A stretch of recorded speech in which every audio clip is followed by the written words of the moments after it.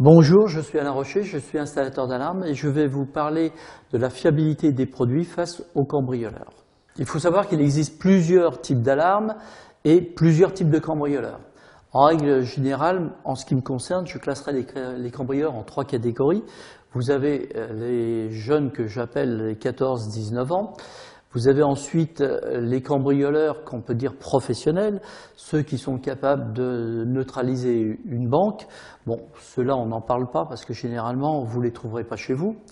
Et il existe une catégorie aujourd'hui de cambrioleurs qui sont des gens qui vivent par habitude un petit peu de tout, de cambriolage, un petit peu de trafic.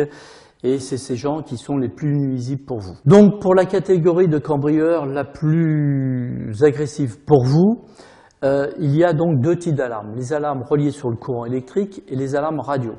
Et il faut savoir qu'une alarme reliée sur le courant électrique, maintenant dans la majorité des pavillons construits, le coffret EDF se trouve à l'extérieur de la maison. Il est très simple à un cambrioleur d'ouvrir le coffret, de déconnecter l'alimentation électrique. Il est vrai que vous avez une batterie de secours sur votre centrale qui n'est faite que pour durer 48 ou 72 heures. Après ce délai-là, vous n'avez plus d'alarme. C'est pour ça que le système que je vous présente là est muni de deux fréquences. Et là encore, il faut faire attention. Ces deux fréquences fonctionnent en parallèle, une sur une bande de 400, une sur une bande de 800. Si l'on brouille une fréquence, l'autre déclenche le système d'alarme. Vous avez des tas d'autres sociétés qui ont tenté de copier ce système, mais qui n'est pas exact. Vous avez par exemple des systèmes qui sont en fréquence alternée. Vous êtes tantôt sur une fréquence, tantôt sur une autre, vous revenez sur la première et ainsi de suite. Mais vous êtes toujours que sur une fréquence, ou des fréquences tournantes. Tout ça, c'est pour simplement vous faire croire que eux aussi fonctionnent sur plusieurs fréquences. Mais là, l'intérêt est complètement inefficace. Pour compléter les fractions, donc il est vrai que quand vous avez un transmetteur téléphonique, il suffit à un cambrioleur de couper la ligne téléphonique pour que le transmetteur ne puisse pas appeler. Quand vous êtes en IP, c'est la même chose, puisque les réseaux IP utilisent le réseau France Télécom. Également, lorsque vous n'avez plus d'électricité, vous n'avez plus de téléphone.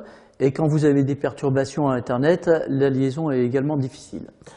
En ce qui concerne les transmetteurs GSM, il suffit aujourd'hui d'avoir des brouilleurs de téléphone qu'on trouve très facilement sur Internet. En conclusion, l'important dans un système d'alarme, c'est en premier la dissuasion.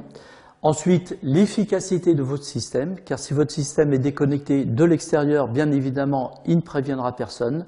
Donc les sirènes extérieures sont pour moi très importantes.